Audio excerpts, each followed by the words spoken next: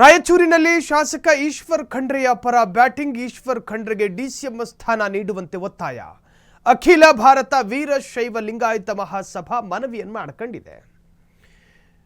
ಹಂಪನಗೌಡರಿಗೂ ಸ್ಥಾನ ನೀಡಿ ಅಂದರೆ ಲಿಂಗಾಯತ ಮಹಾಸಭಾ ಮನವಿ. ಸಿಂಧನೂರು ಶಾಸಕ ಹಂಪನಗೌಡರಿಗೂ ಕೂಡ ಸ್ಥಾನ ನೀಡಿ ಸಮಾಜದ ಶಾಸಕರಿಗೆ ಸಚಿವ ಸ್ಥಾನ ನೀಡುವಂತೆ ಒತ್ತಾಯಗಳು ಕೇಳಿಬಂದಿದೆ. ರಾಯಚೂರಿನಲ್ಲಿ ಅಖಿಲ ಭಾರತ ವೀರಶೈವ ಲಿಂಗಾಯತ ಮಹಾಸಭಾ ಈ ತರಹದೊಂದು ಬೇಡಿಕೆಯನ್ನು ಮುಂದಿಟ್ಟಿದೆ.